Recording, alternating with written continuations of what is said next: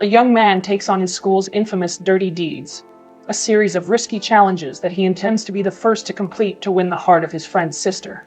One day, the students of West Valley High gather to welcome their annual homecoming weekend. As the host, Jen, warmly introduces the school's senior class president, Dan Lawton, to lead the unveiling of the homecoming banner. Senior student Zach and his friends set up their camera and watch with anticipation. The moment the banner is uncovered, everyone gasps in disbelief, seeing that it is completely vandalized. The school's vice principal, Mr. Fuches, spots Zach laughing with his friends and becomes certain that it was one of his pranks. Frustrated, the man steps off the stage and instructs him to come to his office. There, he confronts the playful teen about his lack of respect toward authority, but he shows no hint of remorse. Instead, he feigns deafness, ignoring the older man's words completely. Meanwhile, Officer Dill and his fellow policemen gather the jocks. They ask for their help to stop anyone from attempting the infamous West High legend, the Dirty Deeds, 10 risky challenges that must be completed the night before homecoming. Though Dan agrees, his sarcastic behavior makes it clear that they aren't taking the request to heart. To end it, he delivers a final insult to the group before leaving. Back in the office, the vice principal demands that Zach admit to vandalizing the banner, but the student dodges the blame with jokes. Realizing that his interrogation is ineffective, he dismisses him with a warning. Outside, the troublemaker's smart and beautiful classmate, Meg, awaits him. She pleads with Zach not to drag her brother Kyle into any more of his pranks, as she's concerned that it would only get him in trouble. Weak to his crush's request, he quickly agrees. On her way back to class, Meg encounters Dan and his fellow jocks. He tries to flirt with her, but she quickly shuts him down, reminding him that he's taken. Later that afternoon, while Kyle is busy with his part-time maintenance job at the track field, the jocks interrupt him. They invite him to be part of their team, but he must run a lap first to test his stamina. Eager, the teen immediately accepts it. Once he proudly finishes the lap, he accepts the drink the group offered him and chugs it down. When he realizes it's urine, he spits it out while the jocks burst into laughter as they leave him humiliated. Zach sees the situation and asks the bullied fellow if he wants him to take revenge. The teen, unyielding with pride, insists that he can fend for himself before storming off. During lunch, the students gossip about the dirty deeds, recalling that Duncan Rhyme, a former West High student, was the only one to complete the list, but vanished after. Suddenly, Kyle bravely marches to the jocks' table, demanding why the so-called leader never attempted to do the dirty deeds. Boldly, he declares that he'll be doing it himself. Amused, Dan welcomes the challenge and dares the teen to prove himself. By the end of the school day, Meg finds Zach and begs him to stop her brother. Sadly, he admits to her he can't do anything to stop Kyle as he's determined to finish it. This makes her disappointed, prompting her to leave abruptly. On the other hand, Dan and his fellow jocks head to a storage room, excitedly cracking open an old locker to retrieve the list of the dirty deeds. That evening, when Kyle arrives at the diner, Meg approaches him and begs him to reconsider his decision. Still, her younger brother decides to complete the challenge, believing his tormentors will leave him alone afterward. Before he can approach Dan and retrieve the list, Zach appears suddenly. He then announces that he'll be doing the challenge instead of Meg's brother, bringing up the rule that seniors get priority. The head jock, although irritated, agrees to the change of plans. As the new challenger retrieves the list, Kyle leaves, feeling like his accomplice made him look like a loser. Out of guilt, Meg explains that she didn't intend for the senior to do the challenge, but he assures her that it was the only way to free her brother from the bullies. Then, he reveals that Dan's reason for targeting Kyle is his payback to her because she's the only girl in school he can't have his way with. As the crowd cheers, the teen faces the head jock to receive the first deed. He is reminded of the rule that he must accomplish all the challenges by the start of the homecoming rally, giving him only 12 hours to do so. In no time, Dan informs him that the initial risky deed is to down a beer in front of a cop. Reluctant at first, Zach outsmarts him by pouring the beer into a plastic cup to conceal it, infuriating the bully. In an instant, the students gather by the window as he comes up to Officer Dill, who is inside the diner. He strikes up a conversation with the older man to mask his real intentions and immediately chugs down the drink. After, he lets out a burp, and tells the scowling policeman that it was a good cup of coffee before walking away. Soon, he returns to Dan for the second deed, to which the young man reveals he must punch the toughest kid in town. He specifies that it must be J.D. Riplock, a tall and muscular student known for his temper. Despite feeling uneasy, Zach drives off, determined to look for the hot-headed teen. Not long after, he spots his target in the middle of a fight in the street. Though nervous, he interrupts the scene by striking his rival with a single punch, stunning everyone, including J.D. himself. Quickly, the teen bolts back behind the wheel and speeds off the scene. In no time, Zach returns to Dan at the diner for the third deed. The head jock, thrilled by the next challenge, hands him the envelope. Upon unfolding it, the challenger feels humiliated when he learns that he must shut himself in the supermarket bathroom and use a loaf of bread to please himself. Despite this, he accepts the challenge and decides to head to his next destination. At the supermarket, the challenger sneakily grabs a loaf of bread from the shelves and hides it under his jacket before rushing to the bathroom. As he performs the deed, he's unaware that a security guard is watching him through the surveillance camera. Shortly, the clueless Zach comes out and attempts to return the loaf, but the security guard confronts him. Thinking that he is caught, he slowly turns around, but he's surprised at the officer's unexpected reaction. The man in uniform expresses his delight that someone is trying the dirty deeds again, so he wishes him good luck.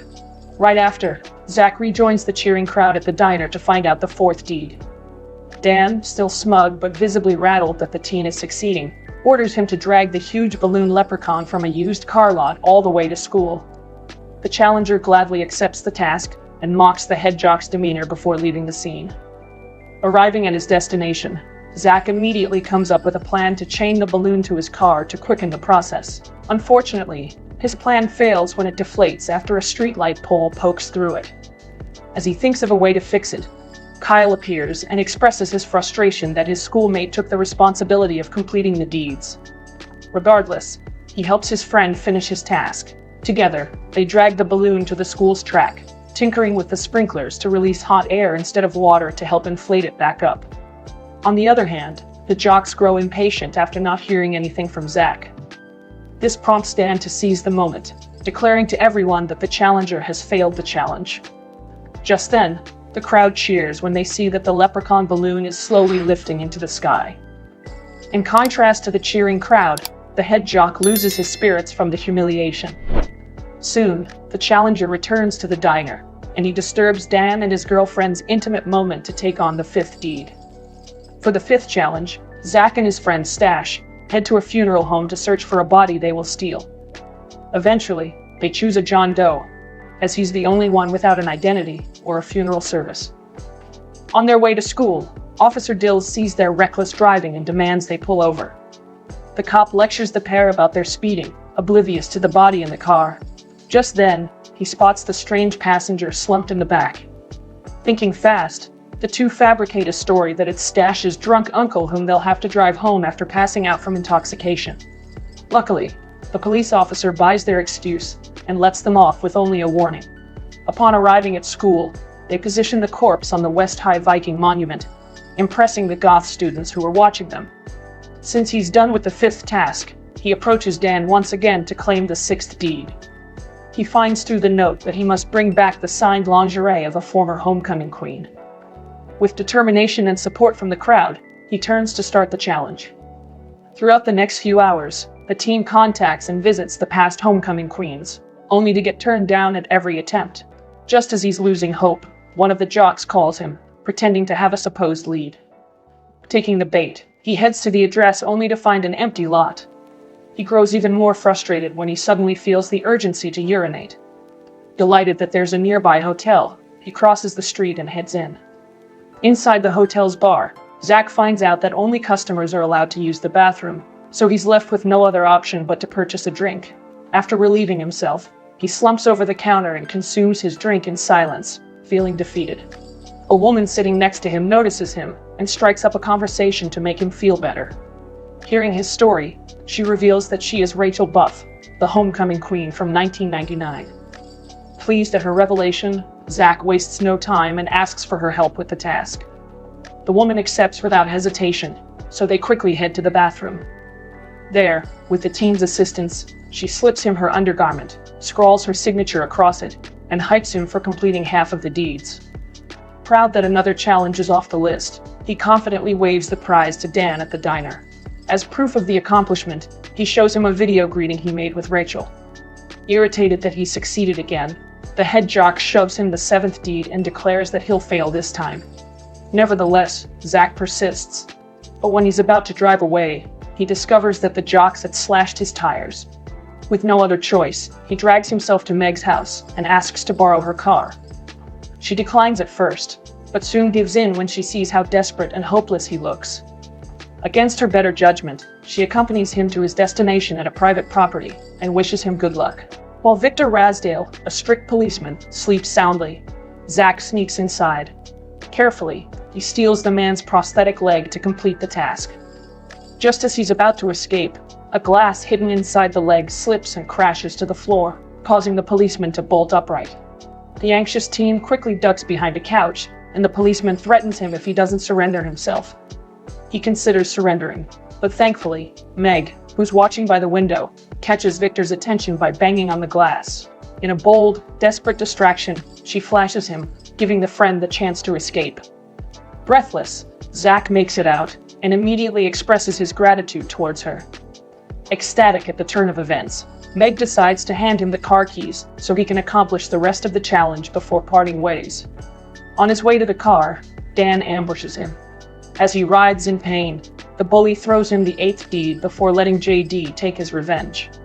Fortunately, Mullet, a homeless man that Zach befriended, saves him just in time. Taking the chance, the teen drives off to a luxurious private party to fulfill the next challenge of stealing an expensive car. When the crowd settles, he reaches for the key box but finds it locked.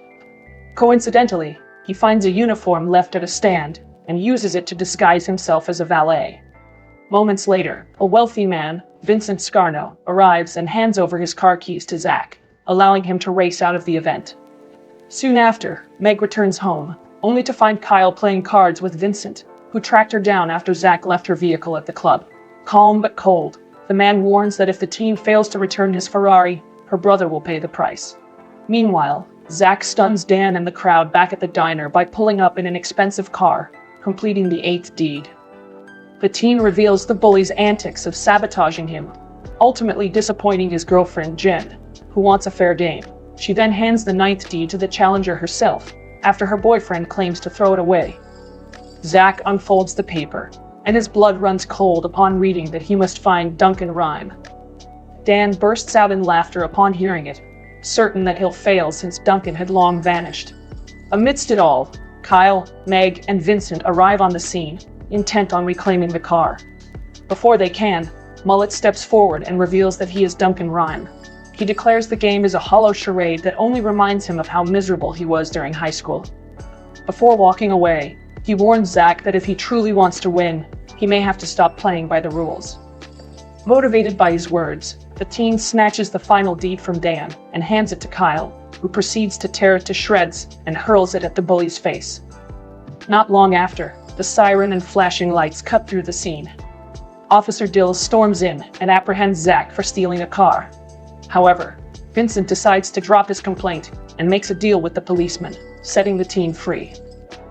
While Zach shoulders the weight of the dirty deeds, the rest of the West High students spend their night partying at a nearby house. Even the school nerd gets to have his moment with the popular girl he's always dreamed about. As they are wrapped up in their carefree night, their head jock is already plotting his next move to ruin their most anticipated school event. On the morning before homecoming, Dan pieces back together the 10th deed and enlists JD to carry it out, planning to frame Zach for revenge. As Vincent and the teen converse over breakfast, Jen comes rushing in. Frantically, she informs him of her now ex-boyfriend's plan. The moment he hears that Meg will get hurt, he bolts for the door. Seeing the urgency, the kind gentleman lends the teen his car. While this unfolds, JD crawls underneath the event stage and sets up fireworks to detonate during the carnival, which they know Zach will be blamed for.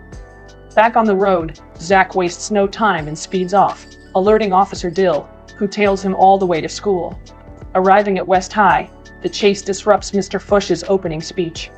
Immediately, the teen jumps out of the car, shouting warnings of the incoming danger. He quickly rushes to Meg and drags her to a safer distance. Behind him, Officer Dill catches up to him and slams him in cuffs. Despite his efforts to explain, the policeman refuses to listen. A loud explosion erupts through JD's car, stunning everyone, including Dan, as this wasn't part of his plan. Shaken by the blast, Officer Dill leaves to handle the urgent matter, ordering his fellow policeman, Officer Bevins, to guard Zach. However, when his superior is out of sight, the other officer bitterly expresses his resentment toward his partner. Without hesitation, he takes the cuff off and instructs the team to run. Grabbing the opportunity, Meg and Zach sprint, only to be stopped by Vincent and a group of men. It turns out that the man's crew had moved the fireworks from underneath the stage into JD's car. The team thanks them and returns the man's car keys, but before he leaves, the kind gentleman decides to lend him the Ferrari once again to give them more time to escape. Grinning, Zach and Meg bid their goodbye and hop into the car. As they prepare to drive away from West High, they finally seal their feelings for one another through a passionate kiss. Subscribe to watch more videos like this, turn on notifications, and leave a like to help the channel out. Thank you for watching.